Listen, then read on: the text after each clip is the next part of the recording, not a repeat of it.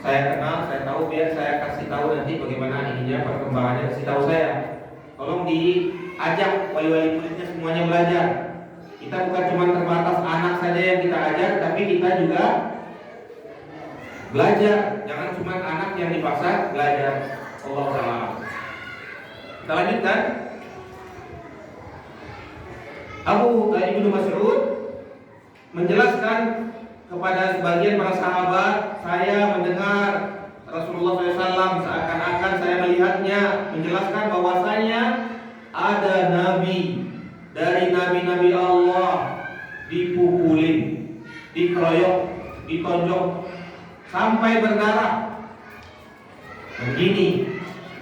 Begini cobaannya para nabi. Jadi jangan kita menyangka kita belajar agama ini kita akan nantinya disambut oleh orang-orang akan memuji-muji kita, orang-orang akan mengeluh-eluhkan kita akan diberikan pujian-pujian segala macam, belum tentu. Bahkan para nabi dihina. Sabar. Ibu-ibu, ada nggak yang menghina? Pakai jilbab dalam misalnya, ada nggak yang menghina? Bu? Ada nggak yang menghina? Ada? Ya kadang-kadang ada aja. Oh jilbabnya kayak ninja misalnya kan? Jangan tersinggung sahabat, cuma ninja aja tidak bermudarat insya Allah. Oh dibilang jilbabnya dalam, jilbabnya badannya dijilbabin, hatinya nggak dijilbabin, kan? Ada nggak begitu? Nah sabar. Kita serius perbaiki diri kita. Jangan kita sibuk berdebat dengan orang lain. Kita serius perbaiki diri kita. Perbaiki saja diri kita. Kalau kita disalahkan orang, kita lihat benar nggak kita salah. Kalau kita salah, kita perbaiki diri kita. Jangankan cuma hina, para nabi dipukulin sampai berdarah-darah. Lalu nabi tersebut mengusap darah di mukanya. Lalu dia mengatakan, apa yang dikatakan para nabi tersebut? Apakah dia balas? Apakah dia marah? Apakah dia sakit hati? Tidak. Apa yang dikatakan nabi tersebut? Allahumma ighfir li qaumi, ya Allah ampuni kaumku ya Allah. Begitu sucinya hati para nabi. Suci nggak hatinya dia? Dipukulin, lalu dia berdoa untuk orang yang mukulin dia. Ya Allah ampuni kaumku ya Allah. Fa innahum la ya'lamun. Sesungguhnya mereka tidak tahu, mereka tidak mengerti, mereka belum paham ya Allah. Bukan dibalas, kadang-kadang dibalas ini. Sebagian ikhwan akhwat dihina orang dibalas. Dibilang, waduh jenggotnya kayak kambing. Ada tuh teman saya, jenggotnya kayak kambing. Wah dibalas sama dia. Itu yang dipanjangin bukan jenggot, keteknya dipanjangin dulu. Kalau macam di berdebat. Jadi saling jatuh menjatuhkan. Kita nggak perlu balas. Bahkan Nabi ini sudah dipukulin, bukannya dibalas, malah dia berdoa, ya Allah ampuni kaumku. Sesungguhnya mereka tidak tahu, mereka tidak paham ya Allah. Nah ini sucinya hati para nabi. Kita wajib mengikuti, berusaha mencontoh para nabi semampu kita. Walaupun kita tidak sampai ke derajat para nabi tersebut, ya minimal kalau kita dihina orang ini kita sabar. Kita diam. Kita sabar. Ya kalaupun ingin kita balas dengan perkataan yang baik. Jangan kita menghina orang lain, mentang-mentang kita dihina, kita hina lagi dia. Jangan. Nah ini adalah pelajaran tentang kesabaran di bab ini. Kita dalam bab sabar. Beginilah para nabi sabarnya. Sabar dia menghadapi cobaan. Sekolah ini juga, misalnya di sekolah ini ada yang menghina, misalnya menghina guru-gurunya, menghina pengurusnya, ya sabar. Berhadapan dengan masyarakat sekitar misalnya, wah kenapa ini murid-muridnya kecil-kecil sudah kasih jilbab segala macam, sabar. Ibu-ibunya juga, kenapa nih ibu-ibu ini, misalnya diomongin jilbabnya udah kayak ninja segala macam, sabar. Kita sabar. Jangan kita sampai emosi dan marah.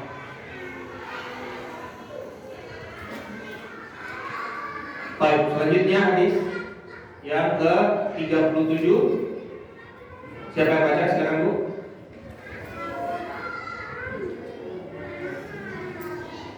Silakan dibaca. Hadis yang ke-37.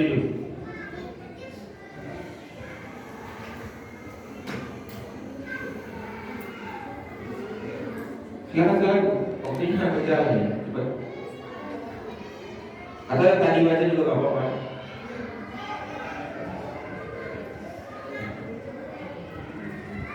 Mic-nya diambil mic-nya. Mikrofonnya diambil. Hah?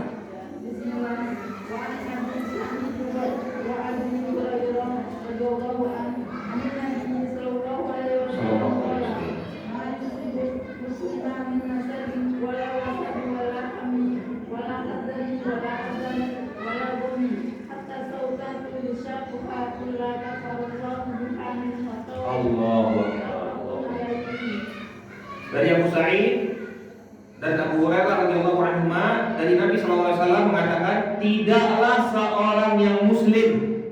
Kita muslim enggak, Bu? Muslim enggak kita? Insyaallah. Kita muslim. Tidaklah seorang yang muslim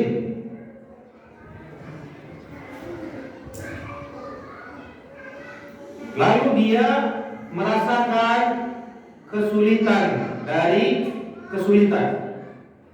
Orang muslim tidaklah dia merasakan kesulitan atau wasaf atau ya kesempitan atau ham atau gundah gulana ham atau hazan atau kesedihan, dia merasakan kesedihan atau anda atau dia merasa sakiti. Wala gham, tidaklah dia merasakan stres atau tertekan. Hatta syaukatu yushaquha, sampai duri yang dia rasakan menyakiti dia, illa kaffarallahu biha minal khatayahu, melainkan semua hal tersebut akan menjadi penggugur dosanya. Ibu pernah nggak sedih, Bu? Pernah nggak merasakan sempit? Pernah nggak merasakan disakiti? Insya Allah kalau seandainya kita sabar, itu akan menjadi pengampun dosa. Semua kesulitan tersebut akan menjadi penggugur dosa. Dengan dalil hadis ini. Jadi ibu kalau lagi sedih, bersyukur, alhamdulillah. Alhamdulillah. Bukan sedihnya alhamdulillah, tapi alhamdulillah ini akan jadi penggugur dosa. Makanya Nabi SAW, ketika Nabi SAW mendapatkan nikmat, beliau mengatakan alhamdulillah bi ni'matihi tatimmu sholihat. Tapi ketika beliau mendapatkan kesulitan dan mendapatkan ujian, mendapatkan bala, beliau mengatakan alhamdulillah ala kulli hal. Apapun yang terjadi, segala puji bagi Allah. Karena orang mukmin, orang muslim, apapun yang dia rasakan dari kesempitan, kesulitan, kesedihan, tertekan, disakiti dan yang lain-lainnya, semuanya akan menjadi penggugur dosa kalau dia sabar. Selanjutnya, hadis yang selanjutnya, atau saya baca karena ini panjang. An Abi Mas'udin qala dakhaltu 'ala Nabi sallallahu alaihi wasallam wa huwa yu'abu wa qultu ya Rasulullah innaka tu'ab. Saya masuk menemui Rasulullah SAW. Lalu saya melihat Nabi SAW kejam-kejam atau merasakan sakit, menahan sakit, kejam-kejam menahan sakit. Kemudian ya Rasulullah, innaka tu'ab ya Rasulullah, kamu kesakitan ya Rasulullah, engkau kesakitan ya Rasulullah. Wa'kan syadidan, sungguh engkau betul-betul kelihatan sakit sekali ya Rasulullah. Betul-betul sakit sekali, syadid. Qala ajal, benar kata Rasulullah SAW. Inni u'abu kama yu'abu rajulani minkum. Aku merasakan sakit 2 kali lipat daripada sakitnya kalian. Bayangkan, ibu pernah nggak sakit? Nabi SAW kalau sakit seperti ibu 2 kali lipat sakitnya. 2 kali lipat sakitnya. Apakah artinya Allah tidak sayang kepada Nabi SAW? Lalu Allah sayang, tapi kenapa dikasih sakit? Kenapa dikasih sakit 2 kali lipat lagi sakitnya? Nah ini menandakan bukan berarti kita sakit itu bukan berarti Allah tidak sayang kepada kita, bukan. Kalau kita kesulitan itu bukan berarti Allah itu tidak sayang kepada kita, bukan. Nabi SAW juga merasakan sakit bahkan 2 kali lipat sakitnya daripada orang biasa. Sakitnya Nabi SAW itu 2 kali lipat dari orang biasa sakitnya. Kuntu dzalika annaka ajrain qala ajal. Wahai Rasulullah, kata Abu Hurairah, kata Ibnu Mas'ud, apakah karena engkau dapat pahala 2 kali lipat ya Rasulullah? Benar, kata Nabi SAW, aku dapat pahala 2 kali lipat. Jadi izamul jaza ma'ani bil bala. Sebagaimana kata Nabi SAW, besarnya pahala itu sesuai dengan besarnya bala. Besarnya sakit, makin sakit dia makin besar pahalanya. Makin besar balanya, makin besar pahalanya. Makin besar cobaannya, makin besar pahalanya. Bu, mau nggak dapat cobaan bu? Hah? Mau nggak dapat cobaan? Nah kita tidak minta-minta kepada Allah, tapi kalau dikasih Allah kita sabar, kita terima. Karena Allah Maha tahu, la yukallifullahu nafsan illa usaha. Allah tidak akan membebani cobaan kepada seseorang melainkan sesuai kemampuannya. Kalau Allah berikan kepada kita harus husnuzon kepada Allah. Artinya kita mampu. Sabar. Nah, kadang ibu-ibu melihat anak sudah tidak kuat lagi saya melihat anak ini. Ada nggak ibu? Sudah tidak kuat saya melihat anak ini. Nah, ini salah. Artinya ibu kuat. Kenapa? Karena Allah kasih. Kalau Allah kasih berarti ibu kuat. Karena Allah kasih. Karena Allah tidak memberikan sesuatu kepada hambanya melainkan sesuai kemampuannya. Artinya Allah berikan sesuai kemampuannya. Jadi jangan bilang lagi saya sudah tidak kuat lagi melihat anak saya ini. Karena ini perkataan yang sering saya dengar dari ibu-ibu. Ya Ustaz, saya sudah tidak kuat lagi lihat anak ini Ustaz. Apalagi kalau Ustaz-Ustaz pondok pesantren itu, wah sering itu. Kalau anaknya sudah tidak kuat di rumah, dia tidak kuat lagi didik anaknya di rumah, dikasih ke Ustaz. Ustaz, di asramanya aja Ustaz, saya sudah tidak kuat lagi di rumah Ustaz. Ada di pondok saya beberapa hari yang lalu atau beberapa 1 pekan yang lalu ya, datang keluarganya dari Sumatera jauh. Pertama kali yang dia datang bukannya pengen anaknya belajar, pengen anaknya pintar, tapi dia kasih tahu, saya sudah tidak kuat lagi. Astagfirullahaladzim. Saya ini anaknya ini Ustaz, nakal, marah Ustaz, segala macam. Saya bingung kok dikasih saya. Ibunya jangan kuat, bapaknya jangan kuat, kok dikasih saya. La ilaha illallah. Jangan gitu ya Bu ya. Bu, ibu harus kuat. Karena kalau ibu saja sudah tidak kuat, apalagi ustadznya nggak kuat. Ibu harus kuat. Mendidik anak di rumah, bagaimana bermuamalah dengan anak, bagaimana membimbing anak, bagaimana mengajarkan anak di rumah. Nanti ustadznya ini untuk menyempurnakan, memungkinkan saja, memungkinkan di sekolah ini. Bukan dikasih ke ustadznya 100% habis-habisan begitu, bukan. Tapi kita tetap mendidik anak kita di rumah.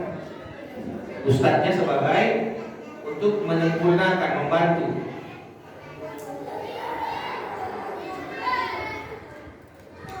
Kadang-kadang ya, kalau ilmu dunia, orang tua ini dia mau bela-belaan bantuin, mau bela-belaan mengajar.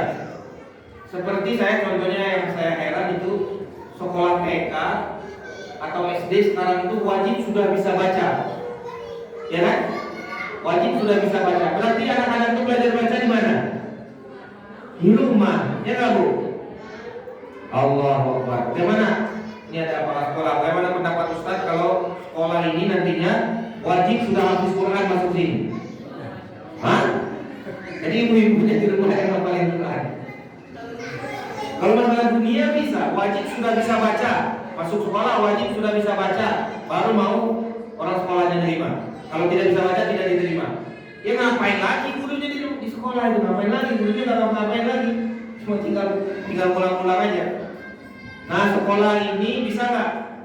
Wajib sudah hafal Quran. Bisa nggak Bu kita masukin anaknya? Sudah hafal Quran? Hah? Bu? Bisa nggak? kira-kira gini aja deh. Wajib sudah hafal 2 juz. Kira-kira mungkin nggak? Hah? Susah ya? Aneh ya? Aneh. Saya juga aneh kok. Kalau masalah dunia gampang bagi orang. Kalau masalah akhirat itu berat. Kalau masalah dunia wajib baca itu sulit loh Pak. Sulit loh.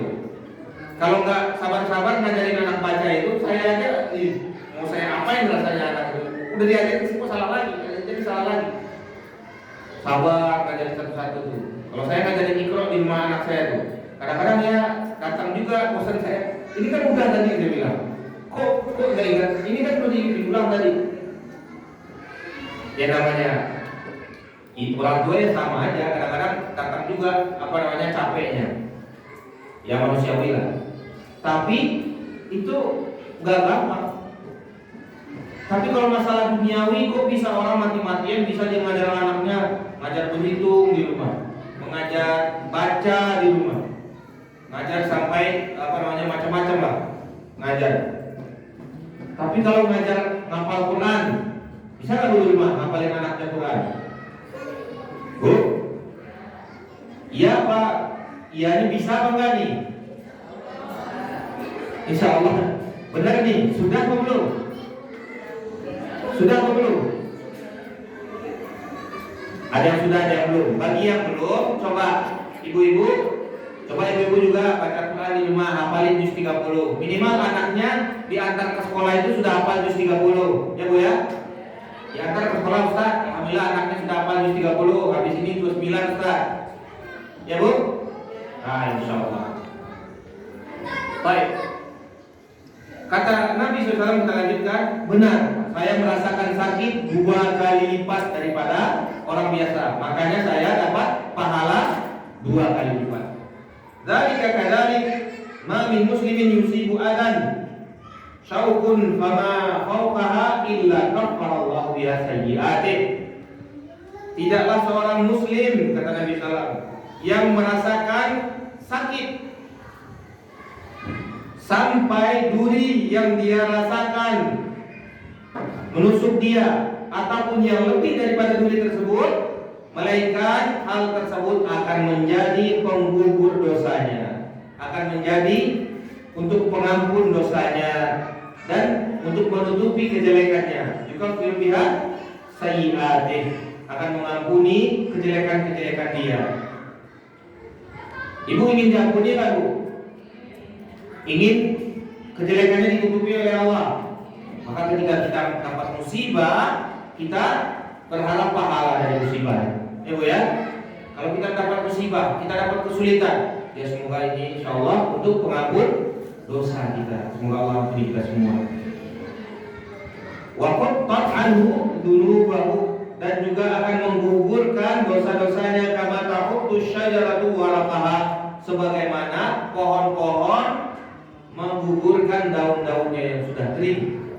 Jadi gugur dosa orang tersebut dengan perantara kesulitan dan musibah-musibah yang dia hadapi. Semoga Allah SWT berikan kesabaran kepada kita menghadapi musibah, dan semoga Allah jauhkan kita dari kesulitan dan musibah. Allah ampuni kita tanpa kesulitan. Muttafaqun alaih. Wa'kun ma'kul humma wa qila humma. Itu kejang-kejang Nabi SAW ini adalah maksudnya karena demam, panas tinggi. Nabi SAW merasakan panas yang sangat tinggi. Mungkin kita cukupkan sampai di sini. Kita buka sesi tanya jawab. Kalau ada pertanyaan, pekan depan insyaallah akan kita lanjutkan ke hadis yang ke-40. Jangan lupa Bu ya, hadis yang ke-40. Dan juga jangan lupa teman-temannya yang bersama wali murid diajak belajar. Jangan sampai cuma anaknya yang belajar. Kita juga, bapak-bapak, ibu-ibu, kita juga harus sama-sama belajar. Biar anak kita juga melihat kita belajar. Jadi kita sama-sama belajar. Ini belajar ini kewajiban loh, kewajiban muslim. Apa hadisnya? Kewajiban. Baik, kewajiban. Menuntut ilmu kewajiban bagi seorang yang muslim. Saya tanya kepada ibu-ibu, ibu-ibu sudah balik belum? Sudah. Anak-anaknya sudah balik belum? Nah, anak-anak yang belum balik ini belum berdosa, dia tidak menuntut ilmu. Kalau ibu-ibu, bapak-bapak kalau tidak menuntut ilmu berdosa nggak? Dosa. Paham ya? Anak-anak yang masih kecil SD masih belum berdosa, dia tidak menuntut ilmu juga nggak dosa dia. Ibu-ibu, bapak-bapak kalau tidak menuntut ilmu berdosa nggak? Dosa. Jadi tolong ya Bu ya, kita ajakin semuanya belajar ya Bu ya. Wallahu ta'ala alam. Mungkin silakan kalau ada sesi tanya jawab.